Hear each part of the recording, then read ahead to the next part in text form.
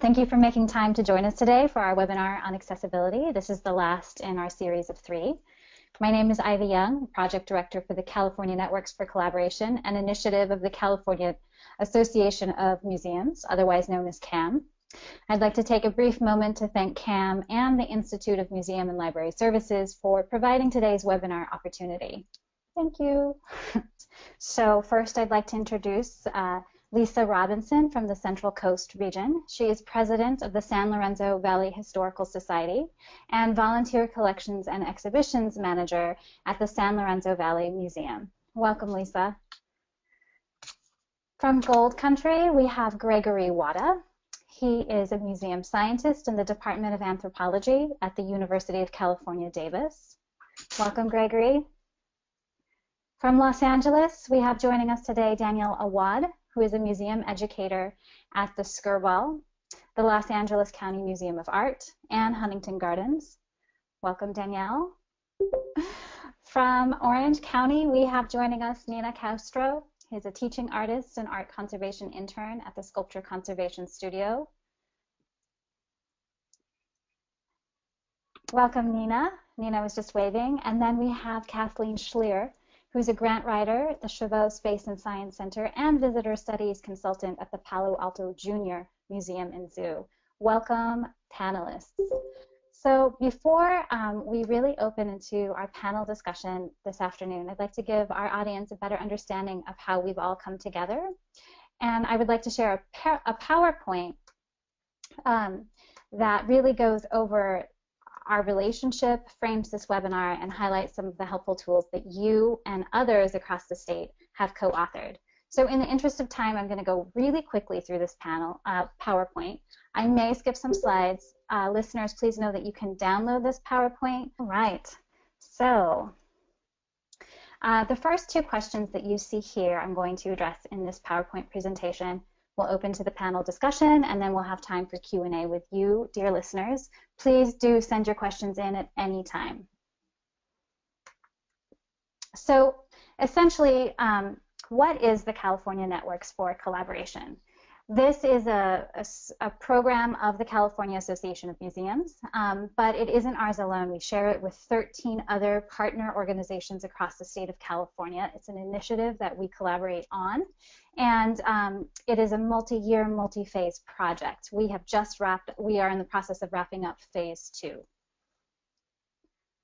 Everything that we do with this project is really focused on how to make museums more engaging and accessible. Here you see articulated the overarching theme or question of all of the work that this project seeks to do. This was identified in the first phase of the project through a very rigorous crowdsourced process. I think it took about a year to get to this question. And this informs everything that we've done and will continue to do in the years to come. So phase 2 of the project, what we did essentially is we divided the state of California into 12 different regions, as you see here. And in each of those regions, our partner organizations, the steering committee and I appointed 12 different regional coordinators, each to represent a specific region. So we're going to zoom in here on one region in particular so you can see how the project took place on the ground. Keep in mind that this happened in 12 different places across the state. There, the regional coordinator went to find local stakeholders, people who were networked, and they appointed them as a regional council to help oversee how this project was implemented in their own community on the ground in their region.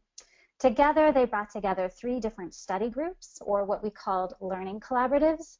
These study groups focused on one of 3 different topics: accessibility, engagement strategies, or audience research. Now, all 3 of these topics, you might note, tie back to our overarching theme of how to make museums more accessible and engaging. Today, however, we're only focusing on accessibility. Our panelists here were all participants in the Learning Collaborative for Accessibility. So this brings us to the question, what are knowledge products? You'll hear me talk about that. To give you a sense of what knowledge products are, I want you first to understand what the experience of being in a learning collaborative or a study group was. Essentially, anyone who participated in the study did so over a period of 6 months. In that 6-month period of time, they met together, cohorts in each of their own regions met together face-to-face once a month. And in between their in-person meetings, they have 3 other opportunities to continue engaging on the content of accessibility. They could participate in online discussions with one another. They could attend a monthly webinar with an accessibility expert from across the country. And they could also delve into a really rich list of resources and recommended activities, which was curated by content experts in accessibility for them. Now, because of the collaborative nature of this work, a little bit different than the traditional study group, we asked our participants in their cohorts to apply their learning. They did it 2 different times. One was halfway through the study at month 3. Each cohort went to a museum within their region to see how accessibility was happening, what kind of interventions were taking place, what was policies that these museums that they visited had. And then at the end of the project, they worked together as a team, the cohort, the study group, to create a knowledge product.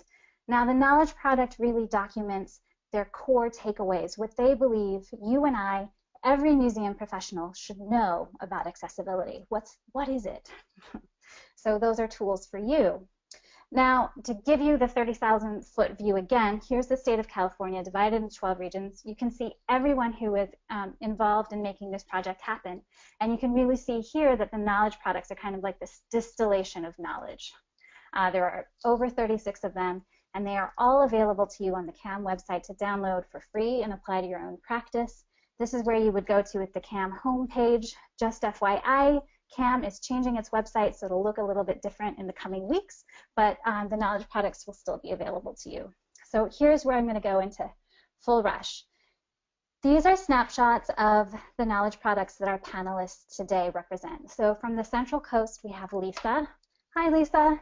This is a quick thumbnail of her knowledge product. It is meant to be a 1-page. This is the front and the back if you were to print it. And it turns into a trifold checklist so that you can really analyze how you're thinking about points of access in your institution. What's clever about this trifold checklist is that each panel stands for different components of accessibility, and cleverly it spells out the word access. Now, under each, there are a list of questions, and you use those questions to analyze. And it's recommended that you do this for planning or self-evaluation, and that when you use the checklist, you take the position of an imagined visitor at your institution.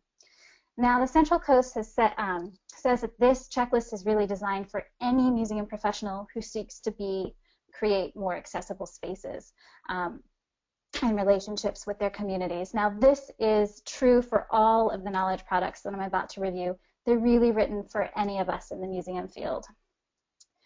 From the Gold Country, we have a guide book about how to create your own accessibility policies. This is the visual from the Gold Country, which is a graphic that points out 9 different pillars to think about the visitor experience and how to be accessible in those 9 different points. It's a really wonderful guidebook. It's a starting place for institutions to create their own accessibility policies for the first time or to refine them. And it is chock full of recommendations and resources as well, looking at accessibility through all 9 of these perspectives. In Los Angeles, there's this clever 1-page pyramid. You're meant to cut it out and then to fold it and glue it or tape it together and stick it on your desk. And the visual reminder of this pyramid on your desk is there so that you can internalize thinking about accessibility in the galleries. What is your physical experience for visitors? Use this as you're planning programs and exhibits, and use this continuously so that it becomes second nature. From Orange County, we have a lovely booklet. The Orange County accessibility booklet is meant as a guide, as a starting point. It's not the be-all, end-all. It's filled with also resources and recommendations and strategies, a very helpful resource list. And it is very fun and light. It encourages us to be light and creative, to go ahead and try things out, and to be okay with making mistakes so long as we learn from them. Because when we learn from our mistakes, we can succeed. And when we succeed, the whole field benefits. Finally, from San Francisco, we have this beautiful accessibility spectrum. This is a Prezi, so it's meant to be accessed online. I can't show you this in this PowerPoint, but on the Prezi itself, you can zoom in to all of those mini post-its there, and each of those post-its really show an intervention and accessibility strategy, and they list links and resources for you to learn more about those interventions. Now, the spectrum is organized from least to greatest impact and also from easiest to hardest to implement in terms of staff time and funding. What's great about this accessibility spectrum is that if you have recommendations as a reader, you can offer those recommendations to the people who created this in San Francisco, and my understanding is that they'll turn it into a sticky too. So it's an ongoing, growing document. Panelists, thank you for your patience. I know that accessibility has been something that's important to you for some time. It's probably why you became a Learning Collaborative participant over a year ago. So I was hoping to hear from you about how your practice towards making your institution more accessible has grown and changed and deepened over time. With my institution, the first thing was to identify what was offered to families, because we have a lot of families within our region. And I saw that there was no specific program designed for families to drop in whenever they had the time. So that was my first step, which has been working out really great. It's been growing. And then now that that's been established at the institution, I'm looking at like how the space can be organized to be more welcoming for families, like easy to navigate within the studio space, where they can find supplies if they just want to experiment on a project on their own. And now, since from like yesterday, I was looking at the workspace again, and I was like, okay, what's next? And now I feel technology integrating it more into the workspace and the studio, so people can feel comfortable. And it's a familiar tool that people use consistently, like iPads and all these electronics. So I think that's the next natural step for me to kind of look into. And of course, we have at the institution like late hours now. So what I've started doing is just kind of like waving at everyone that passes by, and they're slowly like, who is that? And they come into the gallery space, and I'm like, hey, hi, my name is Nina. Come in and like look at this exhibition. These are the programs we're having. It's kind of like just reaching out to people, even though they're passing by, and I'm like, oh, what's going on? Just little steps. For me as an educator, I've always seen accessibility as like, what can I do to make both myself and the gallery space or the exhibition space I'm working in more accessible to visitors. But one thing that's really grown over time for me, and I think a big part of it was being a part of this collaborative, was thinking about design and the role of design in accessibility, and not just design in physical accessibility, but also in emotional accessibility or even intellectual accessibility. So if you walk into a new space, is the design making you feel confused or unwelcome? I'm not really sure where to go, what to do, that kind of thing. You know, that really does have an effect on how the space is accessible to people. And so that's something that I've really started noticing everywhere I go now. Every new space I get into, is it designed to be accessible to everyone, and not just in a physical way, but also in an emotional way. So I have something to say too. I started my work in the social service agency in San Francisco called Support for Families. I have a child with a disability, and so I kind of came from a different approach. I think it's really important that museums collaborate with their local communities to reach out to them and really invite them in and to be a welcoming space, not expect people to actually come to you, that you need to reach out to the communities. That was my experience while I was at Support for Families. We were able to collaborate with museums and some cultural institutions to create specific opportunities for families, and it was very successful. Kathleen, thank you so much. it's great to have your perspective, and it ties so perfectly into the next question that I've prepared, which is about, most of the tools, the knowledge products that were produced really recommended that we as museums need to become more accessible, but to do so, we need to better understand our communities, which is a point you just spoke to. And so what's interesting about this is that the overlap of our accessibility work really it's engagement practice. It is a strategy for engagement. So I'm curious about you, panelists, what your thoughts are on accessibility as a form of community engagement or vice versa, and also in this considering inclusion in that. Yeah, I think I'll answer it, Ivy. I think definitely engagement as a form of accessibility and vice versa, accessibility offering more forms of engagement. And kind of one way to kind of frame what you're talking about is this concept of universal design that's come up a couple of times. I think one way when we think about a space and is it accessible, the idea of universal design, I guess, is as you start making it accessible to, in one aspect, that becomes multiplying in the ways it's accessible to other groups. I think a good example of this is the Mighty Museum in Roseville. They have their gallery has guided tours for young people, for older people, for middle-aged people, so everyone can use the same space in different ways. And I think if you were to, idea of universal design, you can use the same space, and when you make it accessible to one group, all of a sudden you see that it's you can make it accessible to a wide variety of people. So that when you're considering something like the height of your exhibit, making it accessible to young people also makes it accessible to people who might be in wheelchairs. So this idea that you were using the same shared space and considering a multiplicity of needs to use that same place, I think that's definitely a form of community engagement. And I think if you just start thinking, how can I get one group of people more involved, I think that comes with a lot of times a lot of other groups as well. Yeah.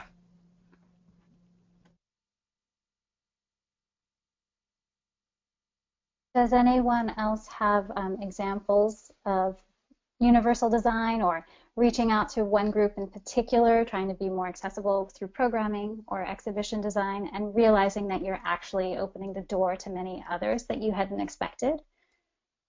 Well, I can answer a little bit to that, and that's regarding understanding the community. We've looked at that.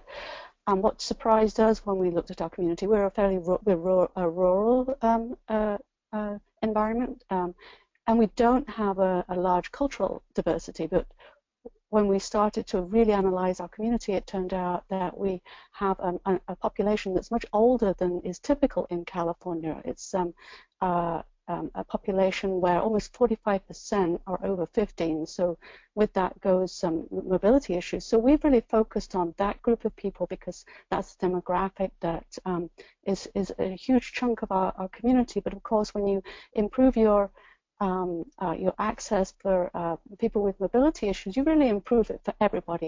It's never going to detract from anybody else's experience. It can only help.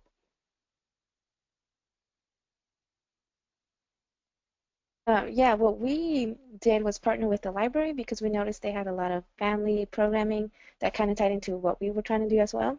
So we just had meetings and we were just like, okay, how about we try like a family movie night, and we did it last year and people loved it so much they requested it again. So that's what we did over the summer recently, and they already asked for it for the following year. So I think just working with other institutions that already have a relationship with people that you want to reach is a good way to establish your own presence and saying, hey, we're here too, and we want to work with you. We want you to be part of our community, and vice versa.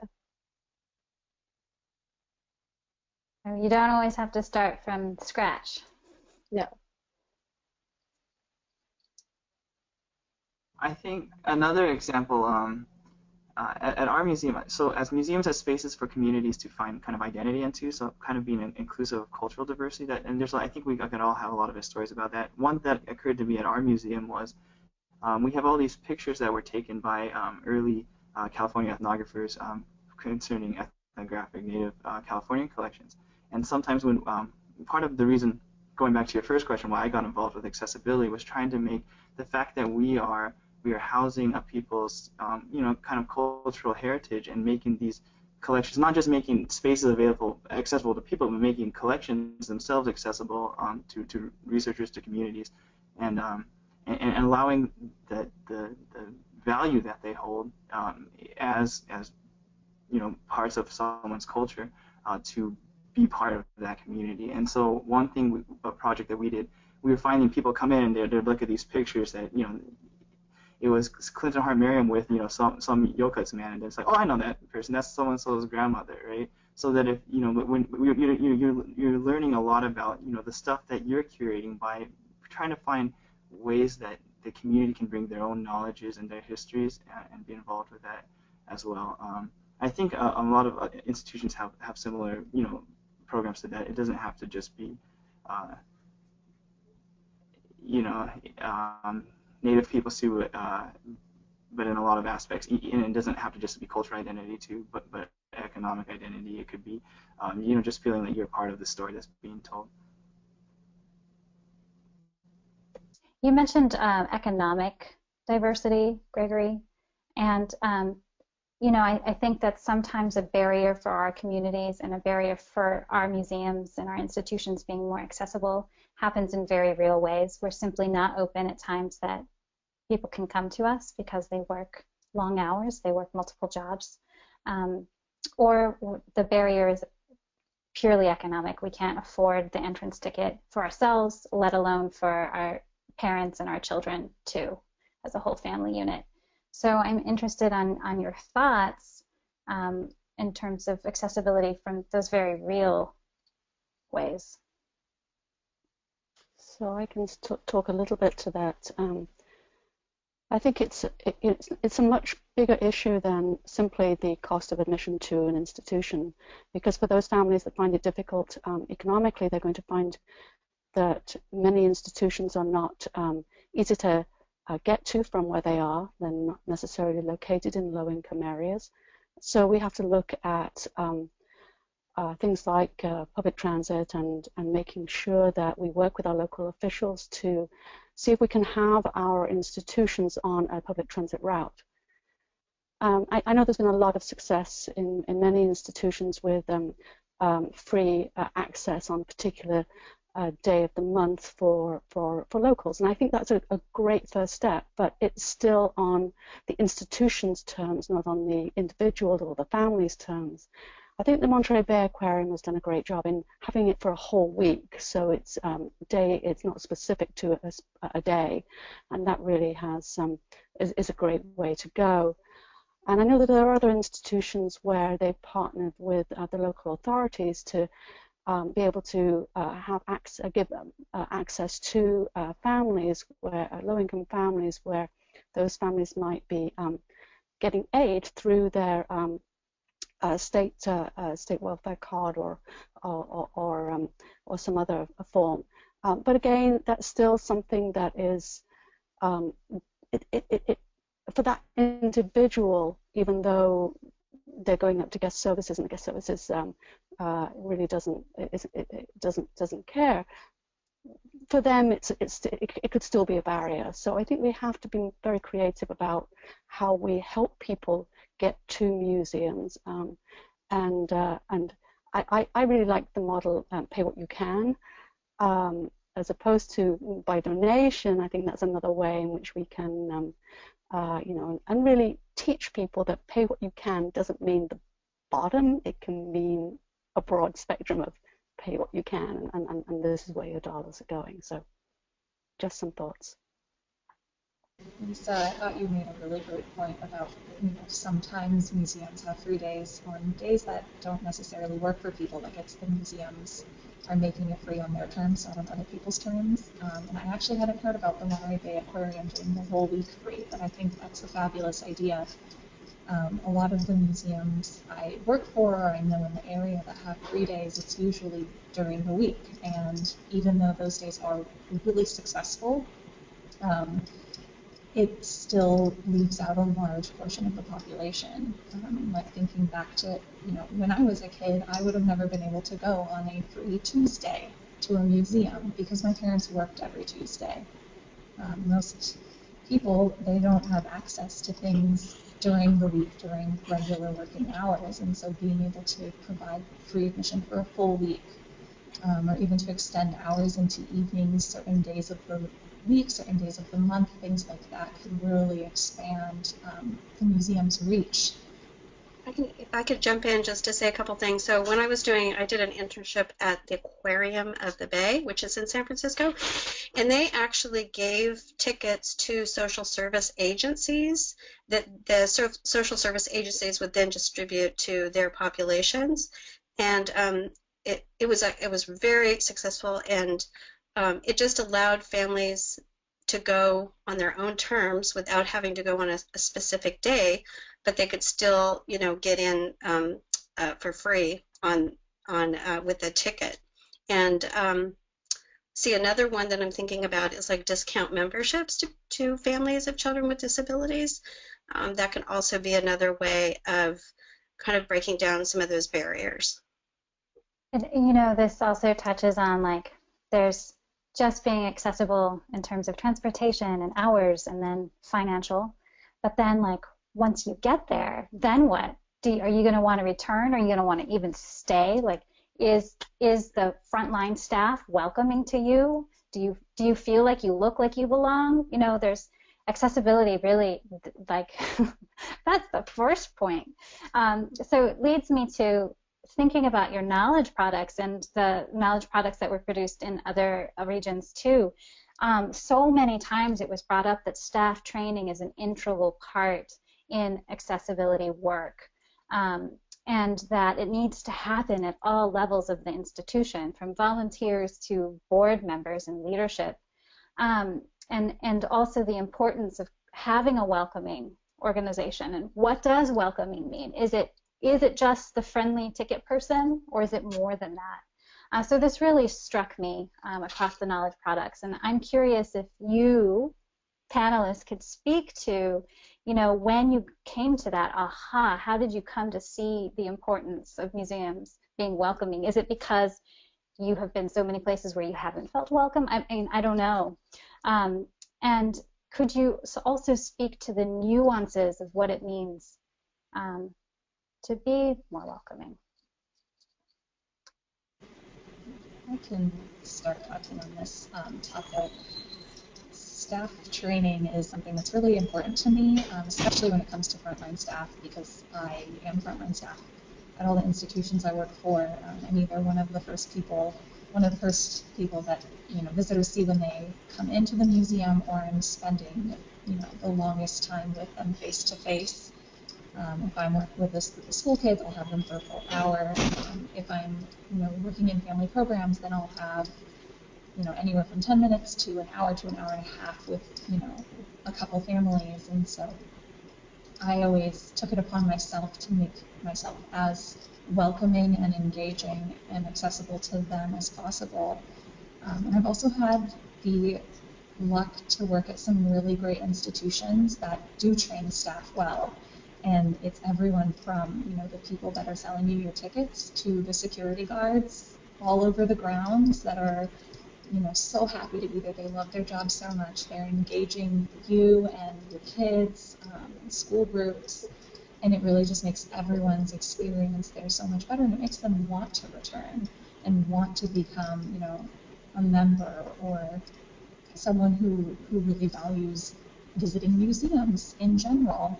I think I'll throw in, I think staff training, one aspect by which you can, that a lot of times that people who are volunteer docenting, at least that's kind of what I'll speak to. I think a lot of times they're really interested in the information in the first place. They're usually there if it's an auto museum because they like cars, if it's a history museum because they like history, and providing them with just adequate resources, a lot of times they'll bring a lot of the energy themselves. I think a lot of institutions too, they're not secretive about their best practices or their staff training, and a lot of institutions, I know that at least in Sacramento area, we'll share that, and we actually have guide manuals from other institutions in our area that we'll use for volunteers at our museum.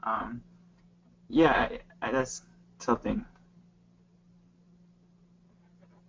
If I could just throw in one more thought, is I think it's really helpful to actually invite people in from the community to actually speak to the staff. People with disabilities actually speak to the staff, and I think it can be a really meaningful experience if the staff people can get just input from different community members, just to kind of hear about their experiences instead of kind of it being lecture of what you have to do. And I don't know, it can be a little bit more impactful that way. One thing that I was going to add was that you talked about welcoming and guest services and volunteer docents, but if the signage is not welcoming, often that signage not only rubs off on the people that are visiting, it also becomes the language that the staff or the volunteers and the docents use. So it's really important that the two go hand in hand, that if you've got signage that really reflects that welcoming aspect, so that everybody is reading the same thing, everybody's on the same page. Lisa, that reminds me, it's so simple as the do not enter sign, like where is it clear what we're not allowed to do and how that comes off. And at the Oakland Museum of California, there's a sign that's like, do not lick the art, and that's their playful way of saying, like, don't touch it, you all know that. And just kind of speaking to some of your points about accessibility, and I think that this was brought up in a previous discussion, is the idea of having different abilities, our physical abilities. And often when we're thinking about accessibility, the first place we might be going is to think about people in different bodies. And we know that we have federal law, we have ADA standards, and that's like the bare minimum. I think, Danielle, were you talking to this previously? I don't know if I was talking to it previously, but I'm just thinking of when we had to do our case study and I was in a wheelchair and decided to try to use a restroom, and I couldn't even get the door open. And that is, let alone even get in the restroom and then get in the stall and then use the restroom with a wheelchair. It's just getting the door open. So it really is imperative to use the ADA as a bare minimum and to try to your best to go above and beyond it, because it really makes it just barely accessible, but not comfortable. So there's this, between, Danielle, your experience and trying to put yourself in someone else's shoes or someone else's chair, as the case may be, and Kathleen, your recommendation that we really bring in community advisors, people that have different physical abilities or different cognitive abilities, right? And we have them come and talk to us about their experiences. So that's super critical in our work. And then also this idea that as much as we can, to grow our empathy through practice is also a really important piece. I'm interested, I'm going to kind of pivot a little bit.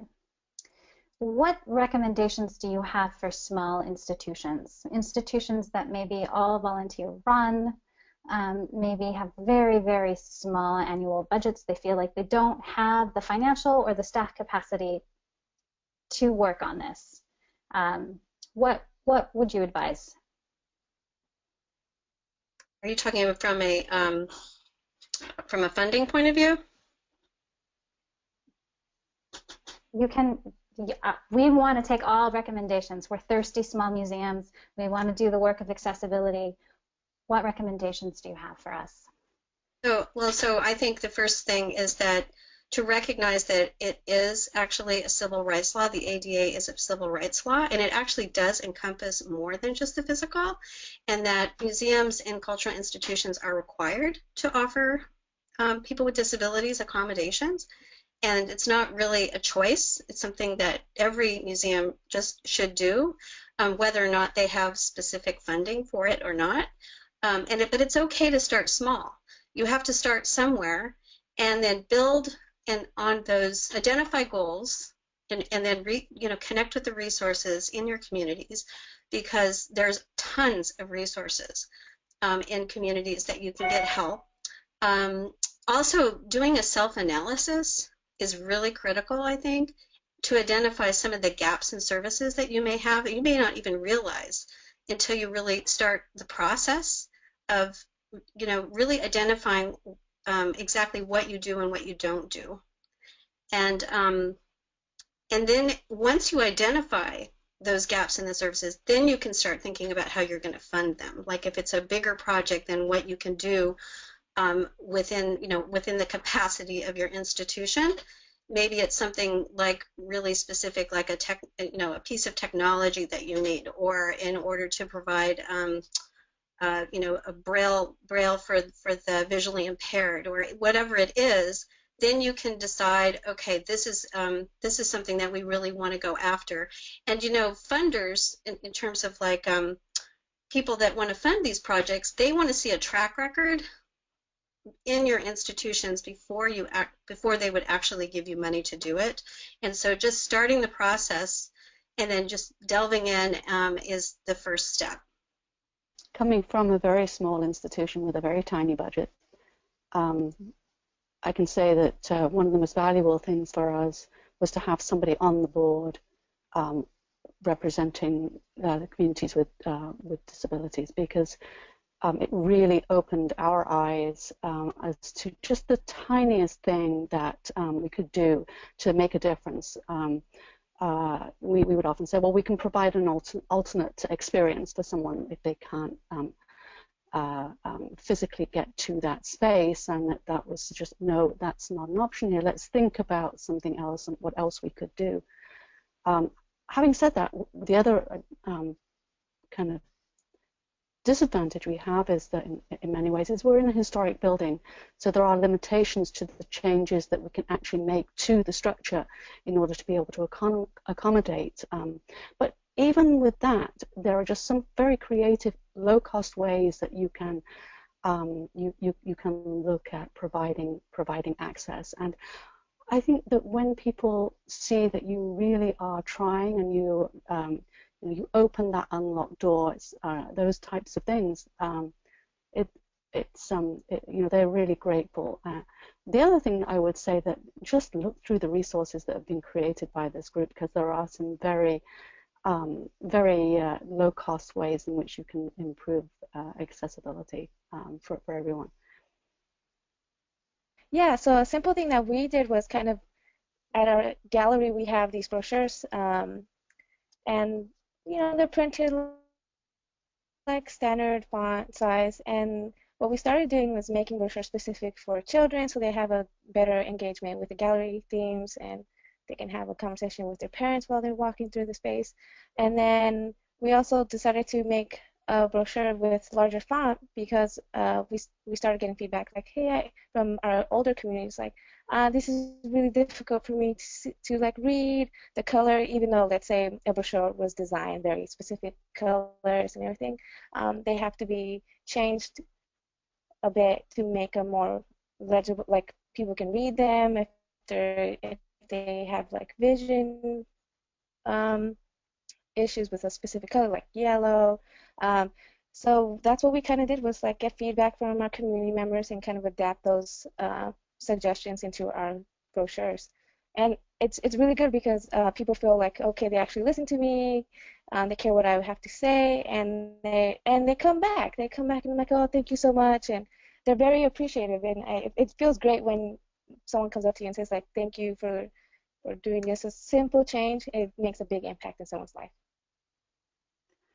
That's such a beautiful example, because it's simple, but there's also this ability for your visitors to give you that feedback.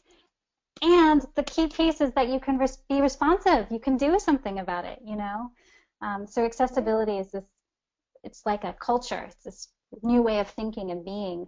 And Kathleen, I just wanted to touch in on, I didn't mean to say that ADA is the bare minimum, as in don't look at it.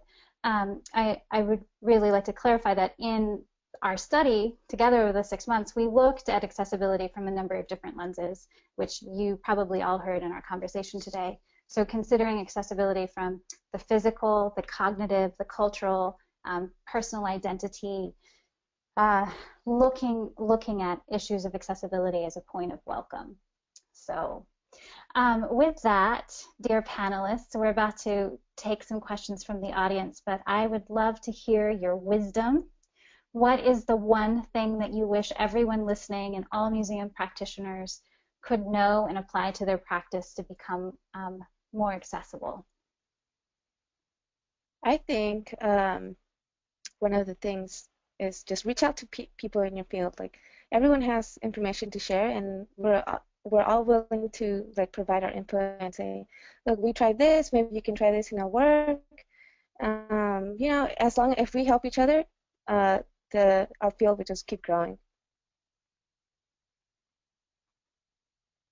I'm gonna steal something Kathleen said before she gets to it. I think accessibility is really about it's about empathy, and it's about people. I think something Kathleen said that really struck me was that it's not just about like book learning. Like, this is the the law is not, or that this is just something you read about and do. It's there's either people, and and we're making the experience for for people. And I think, sorry Kathleen, to steal that from you. I have something kind of silly, but when I was in grad school, I had such good experiences working with in the museum field that don't forget about those grad students, because they can, like, you can bring them into your institutions and they can do so much for you, whether it be a special project that you've been wanting to work on, or some research that you've been wanting to do. Take advantage of those grad students in your community. So I was just going to add that it really needs to be something that's forefront of your mind the whole time, because you can have a tremendously accessible space and really blow it with something very simple. And I'll give you an example of this was an institution we visited as part of the collaborative, and it was hot. It was a historic building, and so they had fans blowing, and it became completely inaccessible for anyone with slight hearing loss. And just something like that, it wasn't part of the visitor space. It was something that had been done, to give comfort. But in giving that comfort, it really made it difficult for a different group of people. So it's a balancing act, and you have to have that in your mind all the time.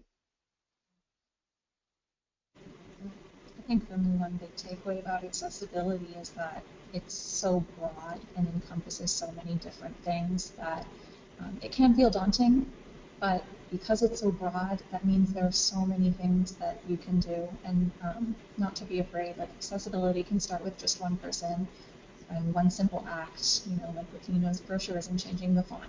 You just change the font. It's really simple.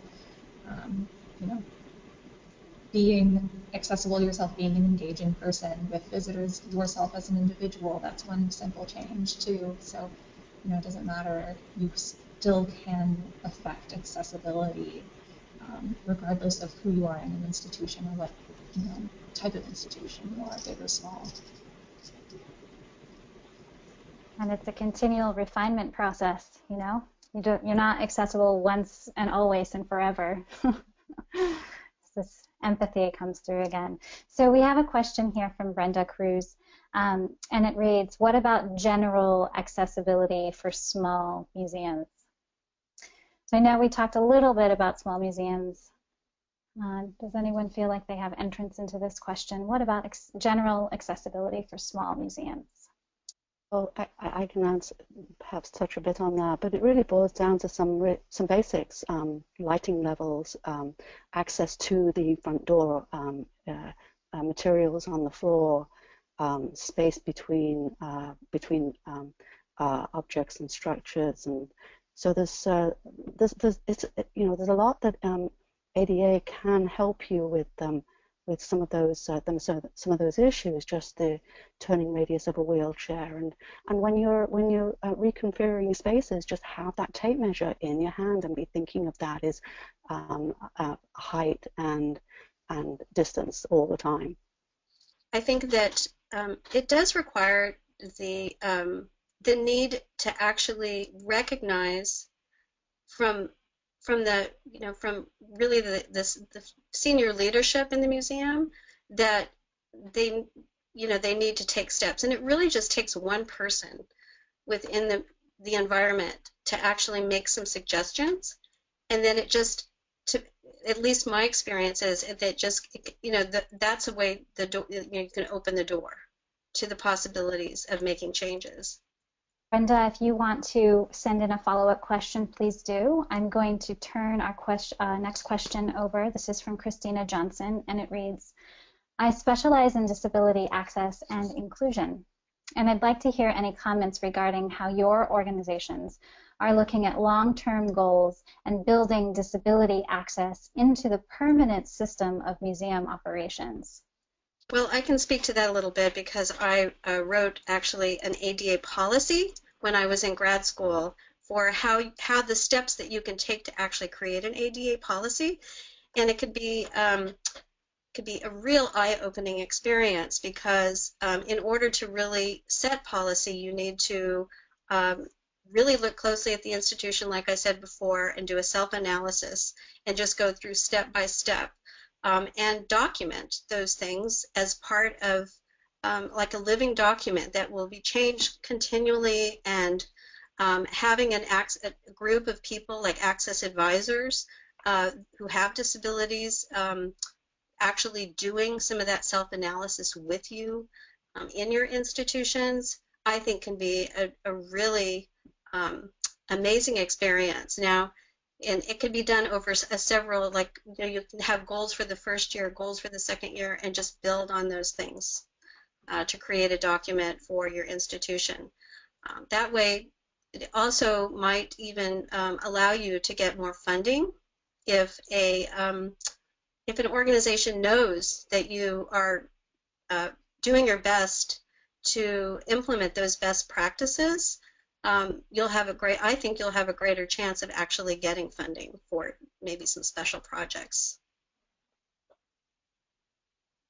I think one thing that we talked about a lot in our Gold Country collaborative is that even small institutions or large, like having a policy, like to kind of piggyback into Kathleen, that even just getting together and coming up with what is our policy, and that's kind of what our knowledge project was intended for, people who are looking for, how do you go about, like, what aspects of accessibility should we include or consider in a policy.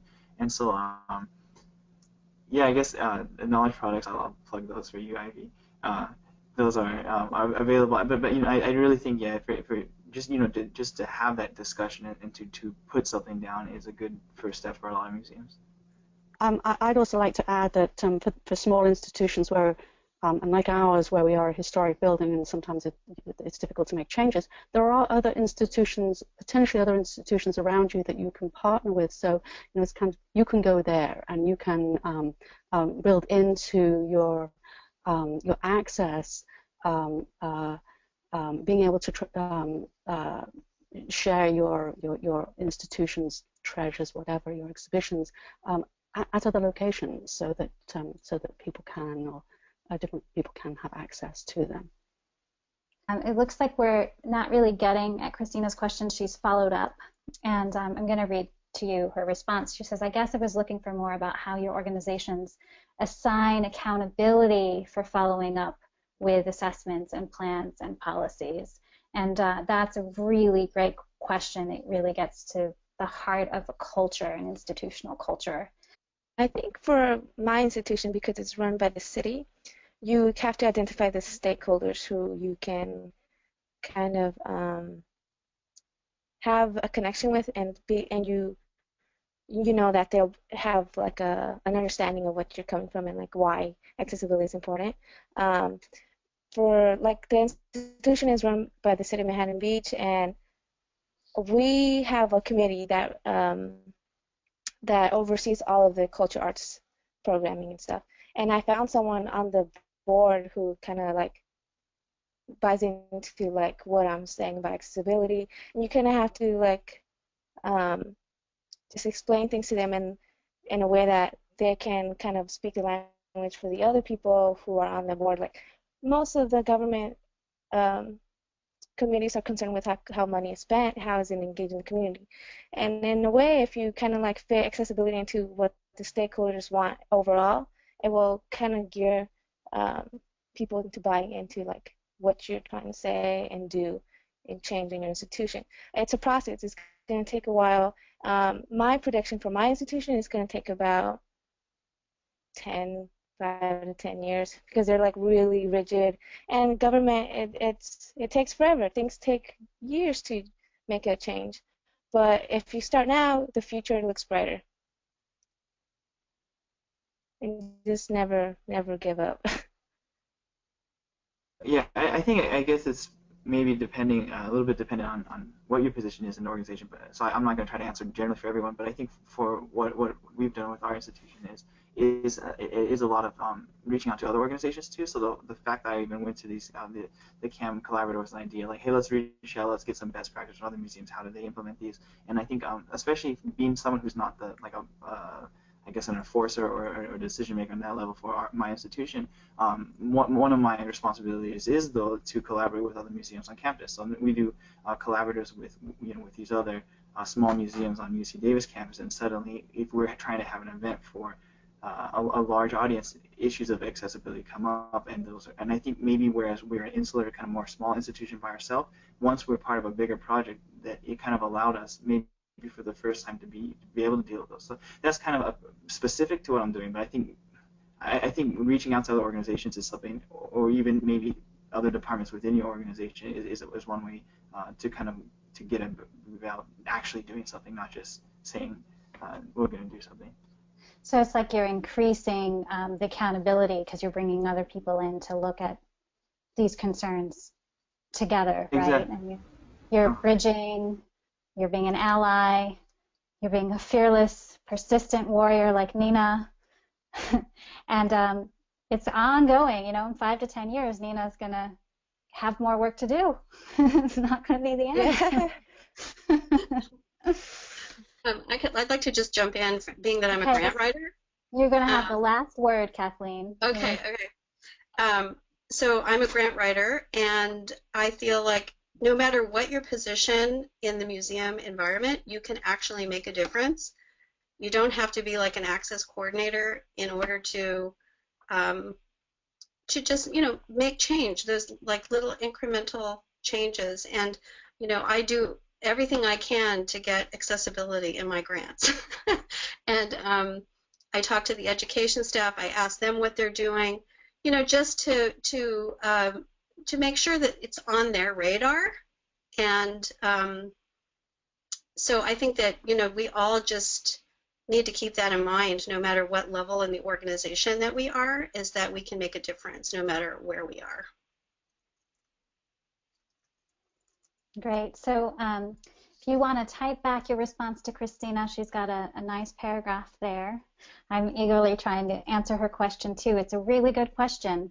But it's 5 o'clock, and I want to thank each of you panelists for your time, your expertise, your openness, your passion for creating more accessible spaces for all of our communities. You take on fearless work, and thank you also for being an open collaborator with our colleagues across the state. It's been a great pleasure to work with you, and so just thank you very much. And I'm going to turn our attention now to Emily at the CAM office, who just has some closing words for us.